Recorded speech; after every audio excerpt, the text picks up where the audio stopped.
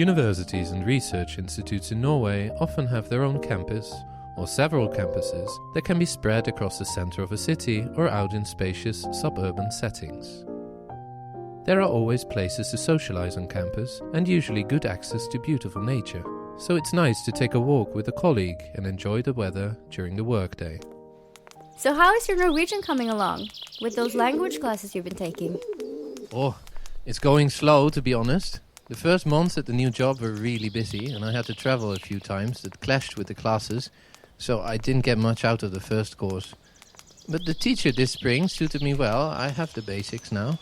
It's impressive that you manage that on top of a busy workload.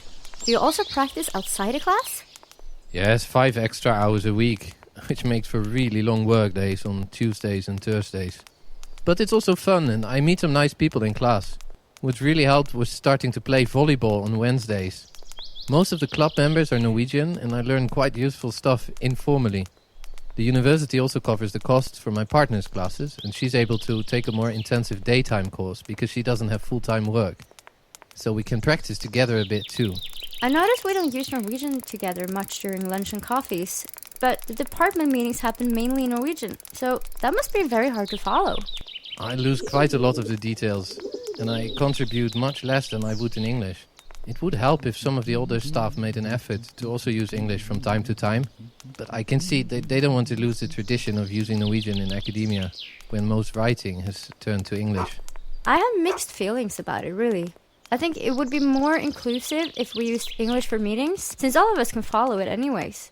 Like, foreign PhDs and postdocs can hardly be expected to pick it up so quickly that they're able to participate efficiently on temporary contracts. But we should also use more Norwegian in informal settings like lunchtime to ensure that colleagues have a chance to get used to it.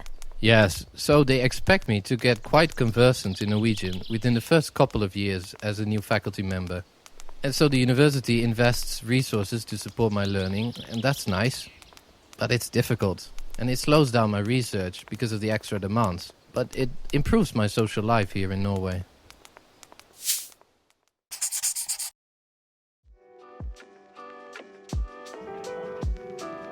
My name is Pierre Lison and I'm a senior researcher at the Norwegian Computing Center, where I do research on artificial intelligence and natural language processing.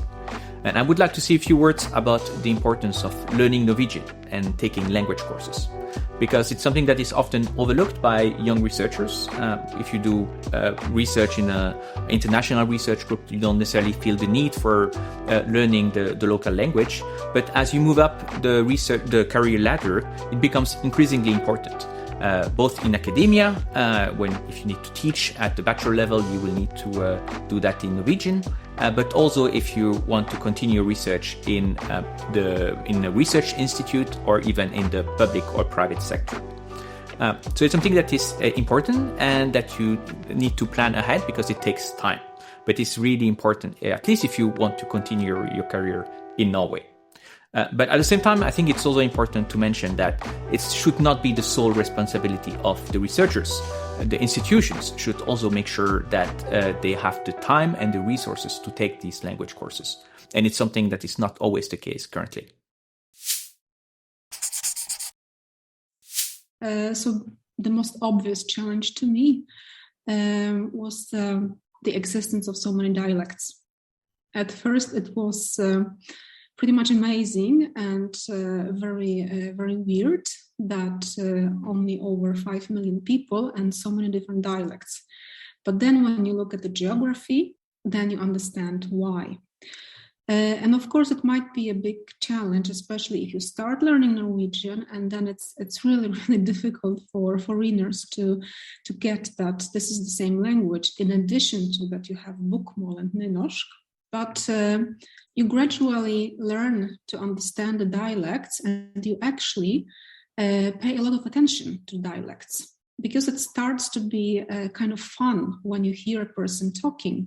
And then you start wondering, oh, you have a very interesting dialect. Where do you come from? Which part of Norway are you from? It's also fascinating that the Norwegians, that they are so connected to their dialect. And this is definitely something that should be like this. But they also try to, at least some of them try to accommodate their dialect, especially when they move to Oslo. But when they meet their own people, in a way, for example, people from the same town where they grew up, they immediately switch to their original dialect, what is really, really fascinating to all foreigners. So the dialects, it is a challenge, but at some point it is much fun as well. And you also start understanding the heritage of the Norwegians, you start understanding their mentality, at least a bit. So it gets easier and easier. And what I also like a lot about Norwegian is that there is no such thing like Hochnorwegisch.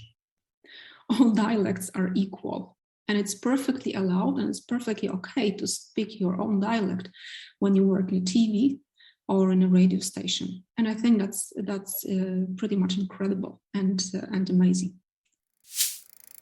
So 3 years down the line, do you expect you will be able to speak Norwegian when invited to contribute to local forums on subjects on general interest to the public in Norway? That would be amazing. It feels hard to imagine now, but if I keep working at it, I don't see why not. It would be nice to have local interest and reach popular audiences in Norway with the work that I'm invited to discuss in various other countries around the world. Well, I can say that my aim is to generate global interest with my research and improve on presenting my work to broader English audiences.